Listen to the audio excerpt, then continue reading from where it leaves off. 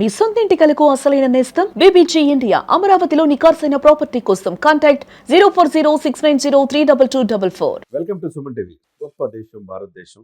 ఎంతో మంది త్యాగదనం వల్ల ఈ రోజు స్వాతంత్ర ఫలాలు రాజ్యాంగాన్ని అమలు చేసుకుంటూ ముందుకెళ్తా ఉన్నాం. అటువంటి దేశంలో చాలా మందికి పురస్కారాలు నిన్ననే అనౌన్స్ చేయడం జరిగింది. ఎందుకంటే ప్రతి జనవరి 26న రిపబ్లిక్ డే సందర్భంగా పద్మశ్రీ అంటే దేశంలో అత్యున్నతమైన పురస్కారాలు ఉన్నాయి. భారతరత్న ఉంది, తర్వాత పద్మవిభూషణ్ ఉంది, పద్మభూషణ్ ఉంది, పద్మశ్రీ ఉంది. అటువంటి మొత్తం కూడా నిన్న ఇక్కడ అనౌన్స్ చేయడం జరిగింది. అంటే భారతదేశంలో కళలు, సాహిత్యము, ప్రజా సంబంధాలు, తర్వాత పౌర సంబంధాలు, వాణిజ్యము, వైద్యము అన్ని రంగాల్లో పౌర పురస్కారాలు ఇవ్వడం జరుగుతుంది. అటువంటిది ఎప్పుడు లేని విధంగా గత దశాబ్ద కాలంలో చాలా మందిని అన్సంగ్ హీరోస్ ని ఇక్కడ మోదీ గారు వచ్చిన తర్వాత, ఎన్డీఏ కూటమి వచ్చిన తర్వాత అతి సామాన్యులకు కూడా పద్మశ్రీ, పద్మభూషణ్ ఇవ్వడం జరుగుతుంది. మరి ఈ యొక్క 77వ గణతంత్ర దినోత్సవాల సందర్భంగా నిన్న అనౌన్స్ చేసిన వాళ్ళని సుమన్ టీవీ ఈ సాక్షిగా వీక్షకులకు తెలియజేస్తున్నాం.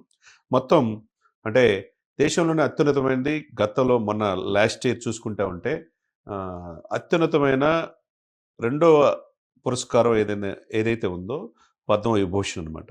దానికి ఆ పద్మవిభూషణ్కి గతంలో మనం చూసాం, చిరంజీవి గారు, ప్రముఖ నటుడు చిరంజీవి గారికి, వెంకయ్యనాయుడు గారికి వచ్చింది. ఇప్పుడు ఈ యొక్క 77వ గణతంత్ర దినోత్సవాల సందర్భంగా ప్రముఖ బాలీవుడ్ హీమెన్గా భావించే ధర్మేంద్ర గారికి, తర్వాత కేరళ మాజీ ముఖ్యమంత్రి అచ్యుతానందన్తో పాటు ఇంకో ముగ్గురికి, అంటే 5గురికి దేశంలోనే ద్వితీయ అత్యున్నత పురస్కారం పద్మవిభూషణ్కి సాధించడం జరిగింది.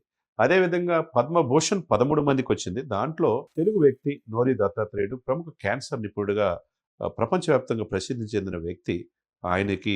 ఆయనతో పాటు ఇంకో 12 మందికి పద్మభూషణ్ ఇవ్వటం జరిగింది. దాంట్లో మమ్ముట్టి గారు కూడా ఉన్నారు. అదేవిధంగా మన తెలుగు వాళ్ళు ఆంధ్రప్రదేశ్ నుంచి 4గురికి, తెలంగాణ నుంచి 7గురికి ఈ అవార్డులు వరించినాయి.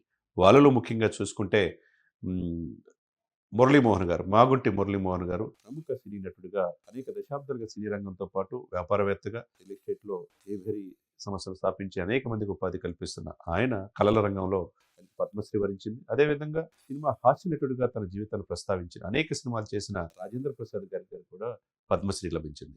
వీటితో పాటుగా దేశంలో ఇంకా శుభాంశు శుక్లకి అశోక్ చక్ర, ఎందుకంటే రోదసి యాత్రికుడు చేసిన అత్యున్నతమైన పురస్కారం రోదసి యాత్ర చేసిన శుభాంశు శుక్లాకి వరించింది. అదేవిధంగా ప్రశాంత్ బాలకృష్ణకి కీర్తి చక్ర లభించింది. ఇక ఈ అవార్డుల యొక్క ముఖ్యం, దీన్ని ఎందుకు ఈ అవార్డులు ఇస్తున్నారంటే దేశం కోసం ఆయా రంగాల్లో విశిష్ట కృషి చేసిన వాళ్ళకే ఈ అవార్డ్స్ ఇస్తారు. కొంతమంది అప్లై చేసుకుంటారు. అప్లై చేసుకుని అన్సింగ్ హీరోస్ కూడా ఈ అవార్డ్స్ ఇవ్వడం జరుగుతూ ఉంది. వీటిలో చూసుకుంటే తెలుగు వాళ్ళు మనం ఒక్కసారిగా చూస్తే కనుక ఇందాక చెప్పినట్టుగా ఆంధ్రప్రదేశ్ 4గురికి అయితే తెలంగాణ నుంచి 7గురికి వచ్చింది. చంద్రమౌళి గారు, తర్వాత దీపికా రెడ్డి, తర్వాత రాజేంద్ర ప్రసాద్, డాక్టర్ జీవి రావు, కృష్ణమూర్తి బాలసుబ్రహ్మణ్యన్, తర్వాత వెంపటి కుటుంబ శాస్త్రి గారు, తర్వాత మాగంటి మురళీమోహన్, మామిడాల జగదీష్ కుమార్, ప్రముఖ డాక్టర్ పి విజయానంద రెడ్డి, వీటితో పాటు రామరెడ్డి మామిడి, గరిమెల్ల బాలకృష్ణ ప్రసాద్. ఎందుకంటే చాలా గొప్ప విషయం పౌర పురస్కారాలు లభించడం. అందులో ఇవన్నీ కలిపితే 131 మందికి ఈ పురస్కారాలు లభించింది. ఏప్రిల్లో రాష్ట్రపతి భవన్లో ద్రౌపది ముర్ము గారి చేతుల మీదుగా ఈ అవార్డులు వాళ్ళకి ప్రదానం చేయడం జరుగుతుంది.